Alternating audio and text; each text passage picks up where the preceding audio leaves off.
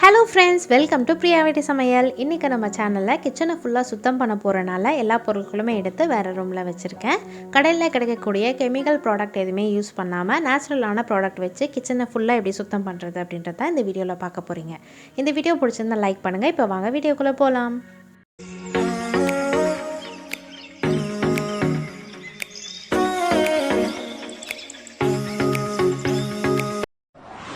க்ளீனிங்கில் முதல் ஸ்டெப் வந்து டஸ்டிங் தான். மேலேருந்து கீழே வரைக்கும், அதாவது சீலிங்லேருந்து கீழே வரைக்கும் வந்து நீங்கள் டஸ்ட் பண்ணிட்டு வந்தீங்கன்னா உங்களுக்கு டஸ்டிங் ரொம்ப ஈஸியாகவே இருக்கும். மேலே சீலிங், அதுக்கடுத்தது பரணை க்ளீன் பண்ணதுக்கப்புறமா ஜன்னல் ஏதாவது இருந்தால் ஜன்னலையும் நீங்கள் டஸ்ட் பண்ணிக்கலாம். ஜன்னலில் கொசு வலை ஏதாவது அடிச்சிருந்தீங்கன்னா அதையும் நீங்கள் வந்து அதை கொசு வலையை எடுத்துகிட்டு நீங்கள் வந்து க்ளீன் பண்ணிவிட்டு அதுக்கப்புறமா அதை வந்து போட்டுடலாம்.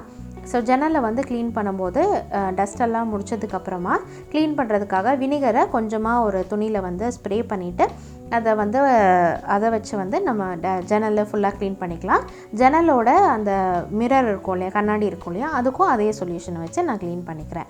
அதே மாதிரி ஜன்னல் முடிச்சதுக்கப்புறமா கீழே ஷெல்ஃப்ஸ் இருக்கும் இல்லையா, கவுண்டர் டாப் கீழே ஷெல்ஃப்ஸ் எல்லாம் இருக்கும் இல்லையா, அந்த ஷெல்ஃப் எல்லாத்தையும் நான் வந்து டஸ்ட் பண்ணிக்கிறேன். ஸோ டஸ்டிங் எல்லாத்தையும் முடிச்சதுக்கப்புறமா நம்ம ஸ்விட்ச் போர்டை வந்து க்ளீன் பண்ணிக்கலாம். ஸ்விட்ச் போர்ட் க்ளீன் பண்ணுறதுக்கும் அதே மாதிரி வினிகரை கொஞ்சமாக ஒரு துணியில் வந்து ஸ்ப்ரே பண்ணிவிட்டு அதை வச்சு நான் தொடச்சிக்கிறேன். அவ்வளோதான். அதுக்கடுத்ததாக டஸ்டிங் முடிஞ்சதுக்கப்புறமா வாஷிங் தான். அதாவது கிச்சன் டவலு, அதே மாதிரி அந்த கொசு வலை சொன்னோம் இல்லையா, இது எல்லாத்தையும் நம்ம வந்து வாஷ் பண்ணி இதையும் வந்து காய வச்சிடலாம். அது காயறதுக்குள்ளே நம்ம கிச்சன் க்ளீனிங் எல்லாத்தையும் நம்ம முடிச்சிடலாம். அடுத்ததாக கிச்சனில் உள்ள டைல்ஸு, ஷெல்ஃப் இதெல்லாம் க்ளீன் பண்ணுறதுக்காக நம்மளே வந்து ஒரு க்ளீனரை வந்து உருவாக்க போகிறோம். நேச்சுரலான பொருள் வச்சு எப்படி அந்த க்ளீனரை உருவாக்கலாம் அப்படின்றத பார்க்கலாம். பேக்கிங் சோடா, வினிகர் ரெண்டுமே கலந்து சம அளவில் நீங்கள் எடுத்து கலக்கும்போது உங்களுக்கு ஒரு பேஸ்ட் மாதிரி கிடைக்கும். அந்த பேஸ்ட்டை தான் இன்றைக்கி நம்ம க்ளீன் பண்ணுறதுக்காக எல்லாத்துக்குமே நம்ம யூஸ் பண்ண போகிறோம். அது கூடவே ஸ்க்ரப்பருக்காக நான் வந்து தேங்காய் நார் வந்து எடுத்திருக்கேன். இன்றைக்கி தேங்காய் நாரை வந்து உங்களுக்கு வேஸ்ட் பண்ணாமல் இந்த ஸ்க்ரப்பர் பண்ணுறதுக்கு யூஸ் பண்ணலாம். அது மட்டும் இல்லாமல் பாத்திரம் வளர்க்குற கூட இந்த தேங்காய் நாரை வந்து யூஸ் பண்ணலாம்.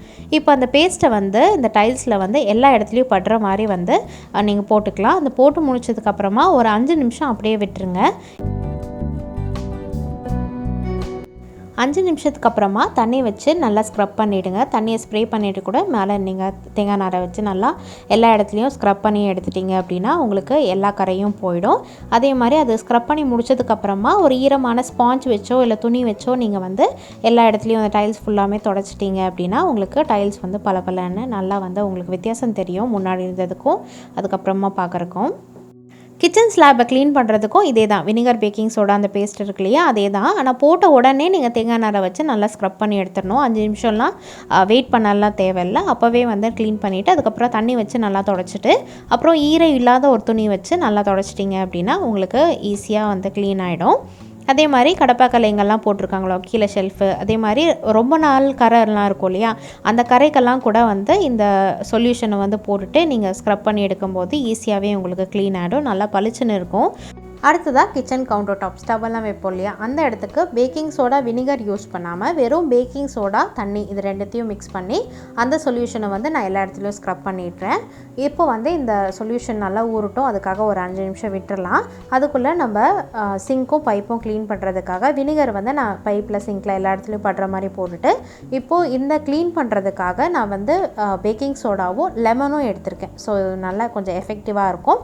அதை வந்து ஒரு பேஸ்ட் மாதிரி கலந்து இப்போது மேலே பைப்பில், கீழே சிங்கில் இந்த மாதிரி எல்லா இடத்துலையும் படுற மாதிரி போட்டுட்டு ஒரு 5 நிமிஷம் கழித்து இந்த தேங்காய் நாரை வச்சு நல்லா ஸ்க்ரப் பண்ணிங்க அப்படின்னா அந்த கருப்பு அந்த மாதிரியெல்லாம் போயிடும், கருப்பாக இருக்கிறதெல்லாம் போயிடும். அதே மாதிரி உப்பு படிஞ்சதுனாலுமே நல்லா வந்து உங்களுக்கு ரிசல்ட் இருக்கும், நல்லா வந்து போயிடும். ஸோ எல்லா இடத்துலையும் ஸ்க்ரப் பண்ணிவிட்டு நீங்கள் வந்து வாஷ் பண்ணிக்கலாம். இப்போ நம்ம கிச்சன் சிங்க்கும் கிச்சன் டேப்பும் நல்லா வந்து பளிச்சுன்னு ஆகிடுச்சு, நல்லாவே க்ளீன் ஆகிடுச்சு. அதுக்கடுத்ததாக கவுண்டர் டாப்பில் நம்ம 5 நிமிஷம் ஊற விட்டுருந்தோம் இல்லையா, அது 10 நிமிஷமே ஆயிருக்கும்னு நினைக்கிறேன். அதில் வந்து தண்ணி ஊற்றி நம்ம இந்த வைப்பர் வச்சு வைப் பண்ணிடலாம். அப்படி இல்லாட்டினா ஒரு ஈரமான துணி வச்சு தொடச்சிடுங்க. அதுக்கப்புறம் மாப் பண்ணிக்கலாம். அவ்வளோதான், நம்மளுடைய கிச்சன் க்ளீனிங் வந்து முடிஞ்சிருச்சு. ஃபஸ்ட்டு ஸ்டெப் வந்து டஸ்டிங், செகண்ட் ஸ்டெப் வந்து வாஷிங், அதுக்கு அடுத்ததாக வந்து கிச்சன் டைல்ஸு அப்புறம் கிச்சன் ஷெல்ஃப் எல்லாம் க்ளீன் பண்ணோம். அதே மாதிரி அண்டர் கவுண்டர் ஷெல்ஃபும் நம்ம க்ளீன் பண்ணிட்டோம். அதுக்கப்புறம் கவுண்டர் டாப் வந்து க்ளீன் பண்ணோம்.